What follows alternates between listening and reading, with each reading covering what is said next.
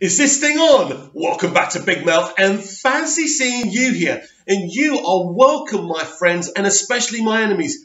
Come in and welcome, everyone. Sit down. Welcome to Tuesday's edition of the DCEU Daily. So we always knew that Zack Snyder's little director's cut conference thingy that he was going to do with his different films was going to be somewhat controversial. And we were all eagerly anticipating what he had to say. And we discussed that yesterday. But especially the Batman v Superman convention, Director's Cut, Ultimate Edition convention. And as soon as he said they didn't film the version of Justice League that he wanted to make, but Warner Bros. Felt uncomfortable about, I knew there would be a few lies perpetrated about the Snyder Cut never being made. And our old friends Collider have started that. So I'm going to read their article, then we're going to correct the situation. So let's give this a read as I reach for my device. Zack Snyder reveals the original Justice League script was never shot. So here we go. There is a great what-if documentary to be made about Warner Bros. 2017 Justice League movie Sunday. Until that day, we'll have to settle for the little dribbles of information here and there about what exactly went down behind the scenes. Today, a big piece of that puzzle arrived, as director Zack Snyder himself spoke a bit about his original plans for Justice League and why they changed. To recap, Snyder launched the DC Extended Universe with his gritty 2013 Superman reboot Man of Steel, which was followed up by a 2016 blockbuster Batman v Superman Dawn of Justice. Batman v Superman pushed the gritty aesthetic even further, presenting a harsh and unforgiving take on the titular superheroes as flawed mythic figures. But when it opened in theatres on March 25th, 2016, audiences and critics were somewhat taken aback. Critical response was negative, and where the film grossed a solid $873.6 million worldwide to Warner Bros., that was a disappointing number. We've discussed that already. Considering this movie teamed up the two most iconic superheroes in the history for the first time on the big screen. This posed a major problem for Justice League, which was due to start production less than a month after Batman v Superman hit theatres, which I think was problematic in itself, wasn't it? Where are we? Indeed, WB put all its chips on Snyder's take on the DC characters and quickly became concerned by the response to Batman v Superman, concluding that Justice League needed a course correction. From there, the film's production went forward as planned, albeit with the script having been reworked. By May 2017, Snyder had stepped down as director to tend to a personal matter. Well, that's the official line anyway. Although rumour has since swirled that perhaps Snyder was out of the director's chair earlier than that for purely creative reasons, Warner Bros. Brought in Joss Whedon to oversee reshoots and post-production, and his new contribution was so significant that he earned a co-writer credit on the film's screenplay. Ultimately, however, it was Warner Bros. Itself that had final cut. Justice League was eventually released in November 2017 to little fanfare, disappointing box office and mediocre reviews, and now Warner Bros. Is kind of just pretending like the film never existed. That's not what they're doing. They spoke about... Look, Justice League is actually covered a little bit, a very little bit in Aquaman. We know that, literally the word Steppenwolf, but they still admit it, right? And Shazam kind of cover it in a certain way as well. So they're not pretending that Justice League never happened. So first, that's the first lie. Existed. Ben Affleck is out as Batman. Ezra Miller's days as the Flash could be numbered. We don't know, by the way, about that. And the successful characters Wonder Woman, Gal Gadot and Aquaman, Jason Momoa are forging ahead with their own separate standalone films. But what did happen to Justice League? What was Snyder making before Warner Bros. Got cold feet? We got a bit of an answer last night as Snyder was in attendance for a screening of his Superior's Director's Cut Batman v Superman, and he took some fan questions during the Q&A. Somewhat amazingly, no one asked him if the Snyder Cut was real. Yeah, this is what I think a lot of people have complained about that, but if you were there, why didn't you? I think someone asked as he was signing it, and he was a bit merry and drunk by then, and he said, yeah, it's all ready and done, but he was a bit merry then. Someone should have asked that during the question and answer session. I'm staggered. Right. But he did reveal that his original screenplay for Justice League, which he co-wrote with Chris Terrio, was never shot. We know that because that's the version Warner Brothers initially got uncomfortable about. We know that because Zack said that at the convention. So this is Steve. They got some tweets here from Stephen M. Colbert, right? So Stephen M. Colbert, right, replying to SC Colbert, right, or whatever, right. Anyway, when this movie came out, understand that Chris Terrio had, and let's start again. Chris Terrio and I had finished the script to Justice League before BVS came out. Some people didn't like the movie, a vocal minority. So they said, there's a lot of stuff we don't want you to do. So we did a rewrite from that script. So then Stephen writes, so the original Justice League script we didn't even shoot. So this is actually Zack Snyder talking, like the other bit. The really scary version, because we were really nervous after the response. So they had a really dark, scary version of Justice League, which Warner Brothers said no to, right? Right. I would say it's somewhat unfair to call... Right, this is Collider again, right? I would say it's somewhat unfair to call those who dislike Batman v Superman a vocal minority. I would agree with that, and I know some of you are going to unsubscribe because I'm saying that, but it wasn't a vocal minority. It was literally the nearly the whole of the mainstream movie-going audience, and I think that was the real problem here, and I think that was the real issue. So let's carry on. Again, the film failed to reach the box office heights that a film featuring Batman and Superman should have. I agree with that. And the reviews across the board were largely negative. Again, they were largely negative. There's no question about that. Rightly or wrongly, these were these people's opinions. But this also seems to negate the cries for the Snyder Cut of Justice League. As Snyder says, his version of the film was never actually shot. What he ended up shooting was a rewrite of his original plans, yes. But he did shoot a bloody film, you've just said it yourself. So there is a Snyder Cut, right, of his original plans. And no doubt the film was constantly evolving on set as Warner Bros. Was dealing with the fallout of Batman v Superman. Snyder went on to detail some of the original ideas he had planned for Justice League, and they sound dark. They certainly do. So we did this yesterday, but we'll talk about it again because it's fascinating, isn't it? And I think this is a DCEU. This is mainly going to be a DCEU channel. I will divert to other things, and I think it's important we get to the flesh and bones of this situation, which is the Snyder Cut. So there's some more Stephen M. Colbert tweets just quoting what Zack said.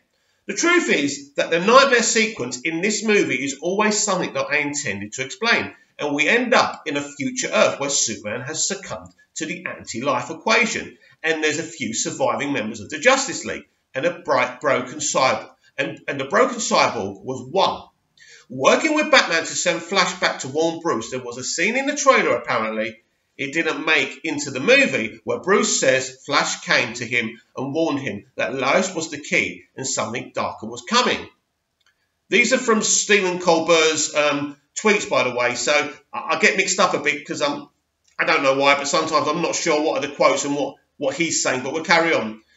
They worked out a complex and nonsensical time travel formula, but the Earth has to be in the right position when Flash jumps, or he'll jump back in time into space. And Cyborg asked when Batman wants to send Flash back between two windows. Batman said, which one would you send him in if you didn't ask me? And then tells Cyborg to do the opposite.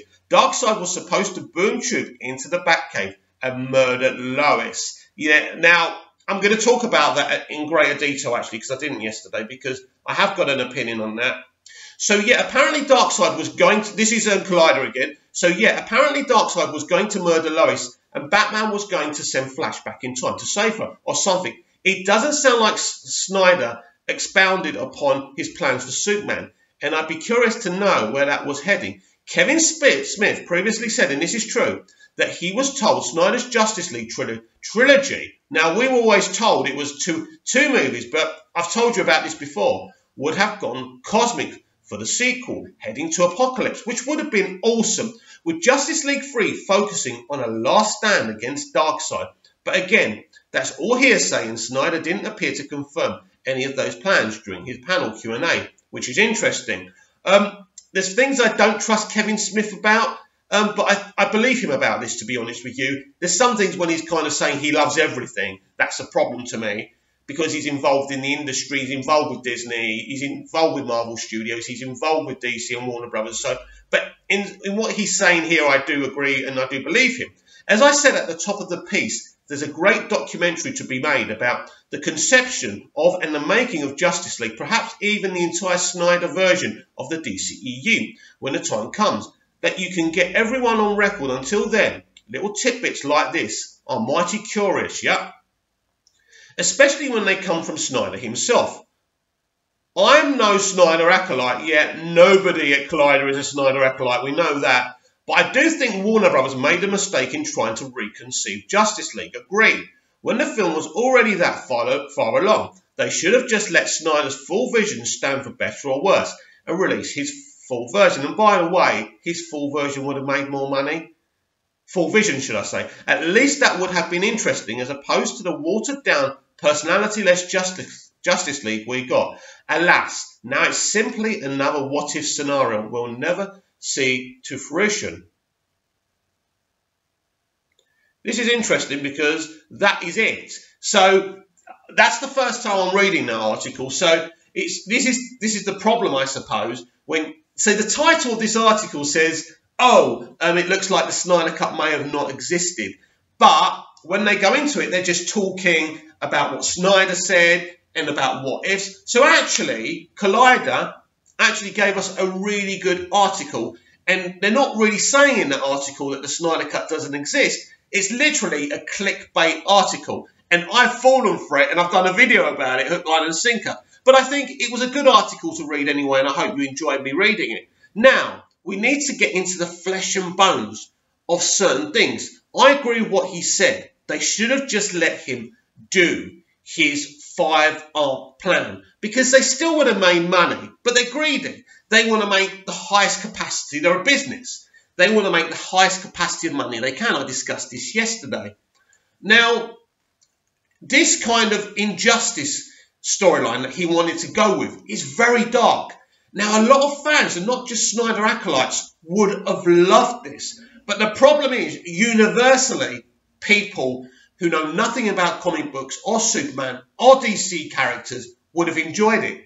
You think about Darkseid going into the Batcave and murdering Lois Lane. That is so dark. And then what you get this dark version of Superman.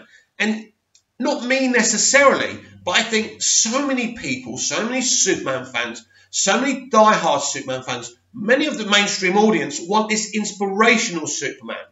And I think this is the problem. And this is why Warner Brothers got scared, because you think about Darkseid killing Lois Lane. That is so dark, isn't it? Now, it would have been interesting. It would have been interesting to see these films. Absolutely. And I would have enjoyed them. I would have consumed the hell out of these films. And I believe Warner Brothers should have just went with them. Or at least let him do his first Justice League. But the problem is, if you let him do his first Justice League, he's got to do the other two, isn't he? But personally, I think the right thing to do was just to finish the whole thing off. Because 2017 was Justice League. They probably would have come back with another Justice League, the following year, right? Last year. And then maybe another one in this year. So you could have just, he could have just filmed them all together, right? Like they did Superman and Superman 2. And by now, it would have been done and dusted. And as I keep on saying, shake him by the hand, thank Zach, that's that. Then, if they feel the franchise needs fixing from this dark, grim universe that Snyder and Nolan, Goyer and Terrio have created, fair enough. And that's where the mistake was. But they didn't want to wait.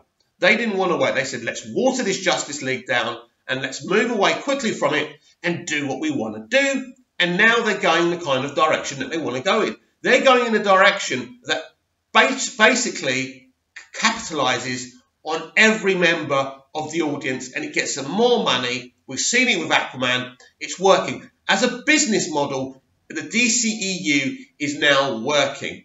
Not necessarily for everyone, especially the Snyder acolytes, right?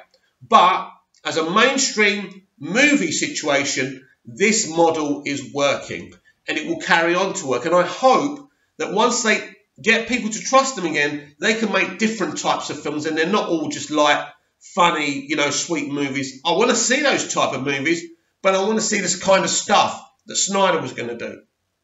And the problem is, I think maybe Snyder should have maybe not worked on Superman so much. Maybe shouldn't have done Justice League movies. Maybe they should have given him a more grittier character. They could have given him Batman. He could have done a Batman movie. And then if you make Batman more grittier and darker, maybe so many people won't be pissed. But there's still so many elements of Batman fans who don't want to see Bats kill. Don't want to see him so grim. Because there's different versions of Bats. He's always been dark, but there's elements of that darkness. So I think this is where the problems always laid with Batman. There's people, so many people want different things from these characters, and I think this is why Zack spoke out and said, "Oh, when people say my hero wouldn't do that," and he's, you know, he says, "Fucking, you know, get real." He's angry because people have been attacking him left, right, and centre. So it's right that he gets his right to reply at long last. But ultimately, right, as much as I would have enjoyed these films, my personal view is that it's difficult. I love Zack Snyder. I loved his DCEU movies. I think his five movie plan would have been sensational, and I would have enjoyed it. But ultimately, as a business, Warner Brothers said we have to act now, because I talk about them that they should have let him carry on, but also what I feel is that they're looking at it from a business point of view, which they have to. And they're thinking, right, we'll let him do Justice League, we'll let him do Justice League 2, potentially maybe a Justice League 3. That's 3 movies where we anger a lot of people, and we're driving more and more, you know, potential box office away from this franchise. And I think in the end they said, you know what, we've got to stop this. We've got to stop this because we've seen what happened with Batman v Superman. And absolutely, it wasn't a vocal minority who didn't like Batman v Superman. It was nearly the whole of the mainstream movie-going audience, the major mainstream critics, and this was the problem. Now, it's good to be compelling. I enjoyed Batman v Superman, as I said, Batman, a Man of Steel. But ultimately, for Warner Brothers made the right decision for them. Now, us who love Zack Snyder are not happy, because we really wanted to see that 5-arc plan. But for me, as I said to you the other day, I'm always going to be balanced and look at it from all the points of views, from our points of views as movie consumers, fans, DC fans, DCEU fans, other people like the mainstream audience. But ultimately, closing this off, and I'm sure I'll be talking about this as more revelations about Justice League come out, but closing this off, as I'll go back to say this again, as much as I feel, wow, oh, what if we could have seen that? How awesome would have that been? And I absolutely would have loved it. But then I think about all the other fans who wouldn't have been happy. And ultimately, as much as I love Zack and wanted to see these films, I genuinely believe that DC characters should be for all DC fans. And the mainstream, it should be for everyone to enjoy. And ultimately, you must do the thing that brings everyone together and everyone's proud. Now, I know there's quite a few Snyder acolytes, and I'm not a Snyder acolyte. I admire him, but I'm not as kind of diehard as Zack Snyder. And I know you guys know that, and I've never pretended to be that, and I would never lie to you just to get subscribers. But I admire him as an artist, and I like his DC movies. There's no question about that. And the man knows how to direct the hell out of things. But ultimately, I believe the DC universe should be for everyone. And as hard as it is, and as sad as it is, for everyone, Warner Brothers did make the right decision. But the mistake they made Probably should have stopped after BVS instead of letting him do Justice League and then saying, sorry, mate, you're not going to do it anymore. Because we basically know what happened. And it's very sad. Maybe one day we'll see the Snyder Cut. I'm personally still fighting for it. You're still personally fighting for it. Because let's not forget, Zack Snyder is a really good visual director. And I think when he was talking over one of his director's cuts in one of these conventions over the weekend, he was saying that he likes people to focus on the visual stuff and not the scripts. That's very, very interesting. Now, me personally, I like to focus on both things. I don't think you can over-focus on the visuals over the script. I think you've got to take both elements and make them both as effective and as wonderful and as compelling as you can. But that's how he works. And this is something people call him out on. Ultimately, Zack Snyder is a very divisive filmmaker, but he's also a genius. But I do feel I'd like to see him be successful with this zombie film he's making. Maybe he can make a few more on Netflix as well. Maybe he can create his own superheroes so he can do whatever the fuck he wants with them. I'd like to see that too. But ultimately, this is the end of the road for Zack Snyder and the DCEU. Hope you enjoyed the video, everyone. Please like, share, subscribe, tell everyone about it. And I'll be back tomorrow for another episode of the DCEU Daily. Will I be wearing the same jumper? Probably.